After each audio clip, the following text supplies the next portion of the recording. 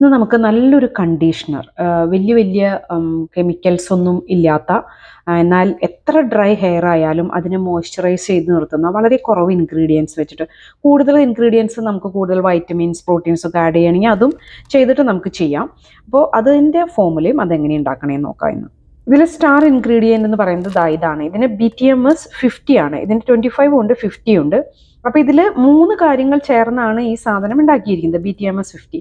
അപ്പോൾ അതിൽ ഒന്ന് മാത്രമേ ഇൻഗ്രീഡിയൻറ്റ് നാച്ചുറൽ ഉള്ളൂ, ബാക്കി രണ്ടും സിന്തറ്റിക് ആണ്. പക്ഷേ യാതൊരു സൈഡ് എഫക്ട്സും ഇവിടെ വരെ റിപ്പോർട്ട് ചെയ്തിട്ടില്ല. ഇവ നാച്ചുറലായിട്ട് ഫോമുലേറ്റ് ചെയ്യുന്നവരും എല്ലാവരും യൂസ് ചെയ്യുന്ന ഒരു ഇൻഗ്രീഡിയൻ്റ് ആണ് BTM. നമ്മൾ കണ്ടീഷണർ യൂസ് ചെയ്യുന്നത് മുടി പൊട്ടിപ്പോകാതിരിക്കാം. കാരണം നമ്മൾ ഷാമ്പു ഉപയോഗിച്ച് കഴിഞ്ഞിട്ടുണ്ടെങ്കിൽ മുടി ഭയങ്കര റഫാവും.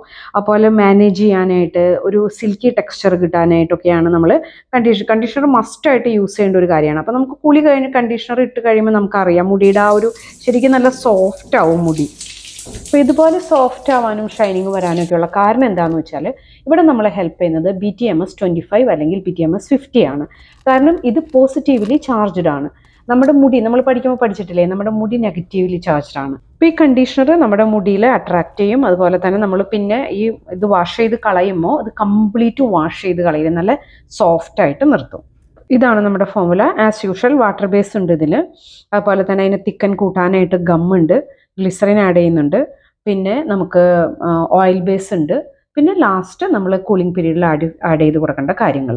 അപ്പോൾ ഇതിൽ എമിൾസിഫയർ ആയിട്ട്, അതായത് വെള്ളവും ഓയിലും കൂടി ചേരാനായിട്ട് നമ്മൾ യൂസ് ചെയ്യുന്നത് BTMS 50 സിറ്റൈൽ ആൽക്കഹോളും ആണ്. അതുപോലെ നമ്മൾ പാന്തനോൾ, വൈറ്റമിൻ B5 അതും ഇതിൻ്റെ തിക്നെസ് കൂട്ടും. കൂടാതെ ഗുവാർഗം മുടിക്ക് ഒരു സോഫ്റ്റ് ടെക്സ്ചർ കൊണ്ടുവരാൻ സഹായിക്കുന്ന ഒന്നാണ്. ഇനി നമുക്ക് ബോട്ടിലൊക്കെ ഇങ്ങനെ പ്രസ് ചെയ്ത് എടുക്കുന്ന ബോട്ടിലിൽ നമുക്ക് ഇത് വെക്കണമെങ്കിൽ അതിൻ്റെ തിക്നെസ് കുറയ്ക്കണം. അപ്പോൾ അതിനു വേണ്ടി ഗുവാർഗം കുറച്ച് കൊടുത്താൽ. ഇനി നമുക്ക് പ്രിപ്പയർ ചെയ്യാം. അപ്പോൾ ആദ്യം വാട്ടർ ബേസ് ഇതുപോലെ അളന്നെടുക്കാം. ഇതിലേക്ക് നമ്മൾ പാന്തനോളും ആഡ് ചെയ്ത് കൊടുക്കണം. പാന്തനോൾ, വൈറ്റമിൻ B5 അതിൻ്റെ പൗഡർ രൂപത്തിലും കിട്ടും. എനിക്കൊരു ജെല്ല് പരുവത്തിലാണ് കിട്ടിയത്. അപ്പോൾ അത് കുറച്ച് അലിയാനായിട്ട് കുറച്ച് സമയം എടുത്തു. അത് പിന്നെ ആസ് യൂഷ്വൽ നമ്മൾ ചെയ്യുന്ന പോലെ ഗ്ലിസറിനിലേക്ക് ഗുവാർഗം നന്നായിട്ട് മിക്സ് ചെയ്തിട്ട് അത് നമ്മളെ വാട്ടറിലേക്ക് ആഡ് ചെയ്ത് കൊടുക്കണം.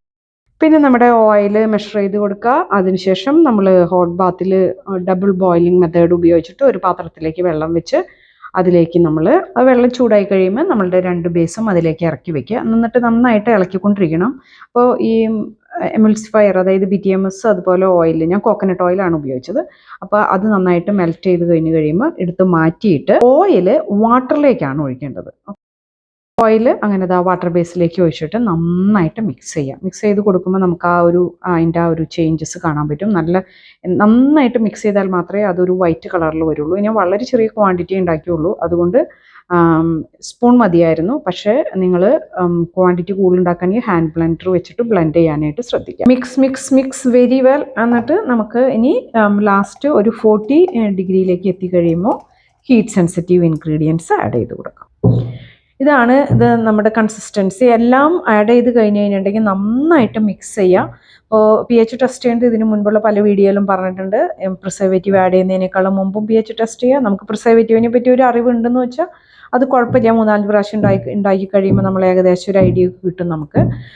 അത് കഴിഞ്ഞിട്ടും pH ടെസ്റ്റ് ചെയ്യുക. എന്നിട്ട് 5.5 എത്തിക്കഴിഞ്ഞിട്ടുണ്ടെങ്കിൽ ഇതുപോലൊരു ബോട്ടിലാക്കി അടച്ചു വയ്ക്കാം. ഈ കണ്ടീഷണർ ഇത് ഒത്തിരി യൂസ്ഫുൾ ആകുന്നത് കെമിക്കലി ട്രീറ്റഡ് ഹെയർ, അതുപോലെ സ്പ്ലിറ്റ് എൻഡ് ഉള്ളവർക്ക്, ഭയങ്കര ഡ്രൈ ആയിട്ടുള്ളവർ, കുറേ ഷാമ്പു ഉപയോഗിച്ചിട്ട് മുടിയുടെ ഒരു സോഫ്റ്റ് ടെക്സ്ചർ പോയവർക്കൊക്കെ ഒത്തിരി നല്ലതാണ്. അതുപോലെ തന്നെ ഇത് ലീവ് ഇൻ ഹെയർ കണ്ടീഷണേഴ്സ് ഉണ്ട്. അതെന്ന് പറഞ്ഞാൽ വാഷ് ചെയ്ത് കളയാതെ നമുക്ക് തലയിൽ തന്നെ വെച്ചുകൊണ്ടിരിക്കേണ്ടത്. അത് വേറൊരു വീഡിയോയിൽ ചെയ്യുന്നതായിരിക്കും. അപ്പോൾ വീണ്ടും കാണാം. ബൈ.